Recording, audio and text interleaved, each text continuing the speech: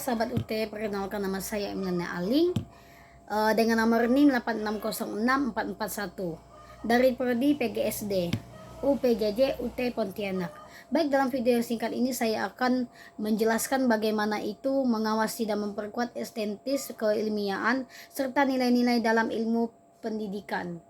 Nah, filsafat ilmu ini dalam pendidikan memiliki peran penting dalam mengawasi, memperkuat dan mengarahkan perkembangan ilmu pendidikan.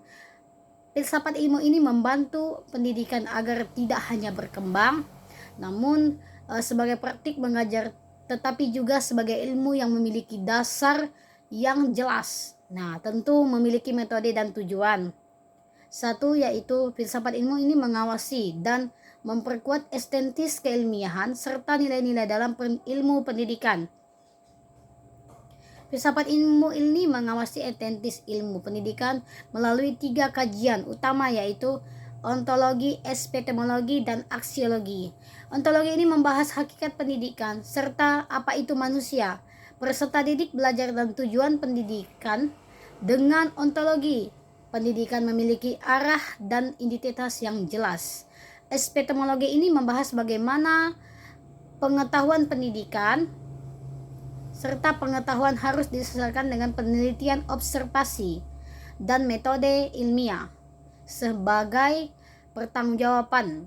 Nah, aksiologi ini membahas nilai dan manfaat ilmu pendidikan. Pendidikan tidak hanya bertujuan mencerdaskan, tetapi juga membentuk karakter manusia, yaitu moral dan bertanggung jawab serta nilai sosial.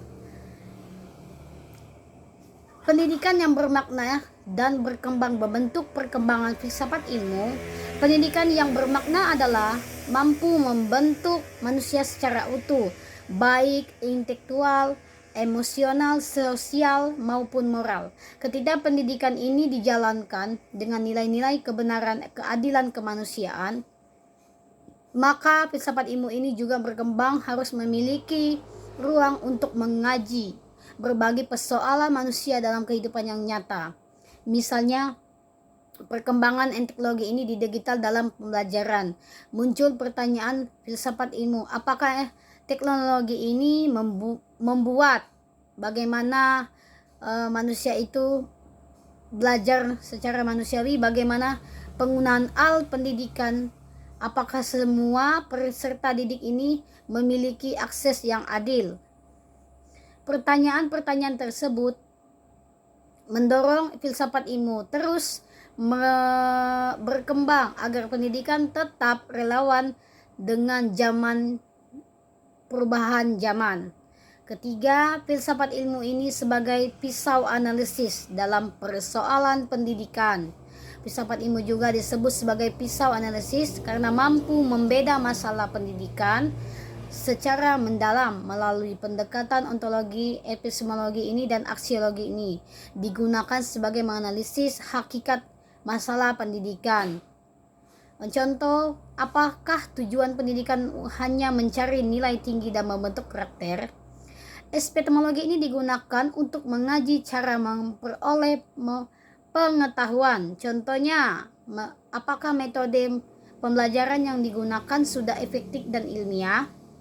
Aksiologi ini digunakan untuk nilai manfaat dan dampak pendidikan. Contohnya, apakah kebijakan pendidikan memberikan manfaat bagi semua peserta didik?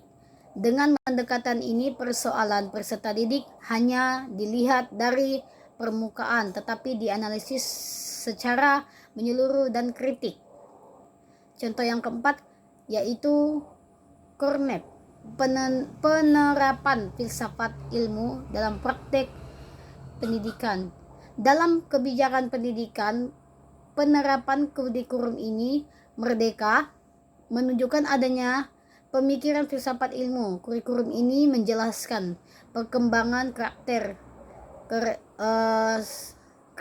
dan pembelajaran yang sesuai kebutuhan peserta didik.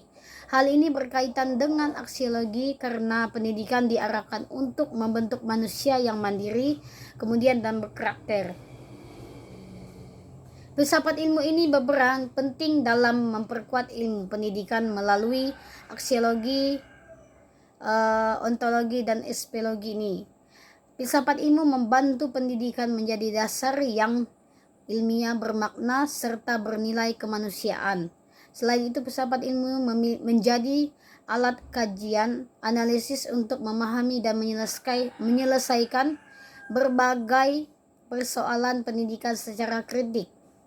Filsafat ilmu juga terlihat dalam kebijakan pendidikan, perkembangan kurikulum, hingga proses pembelajaran di kelas. Oleh karena itu, filsafat ilmu juga memiliki hubungan yang saling memperkuat demi ciptaannya terhadap pendidikan yang berkualitas serta bermakna bagi manusia. Baik, ini penjelasan dari filsafat ilmu.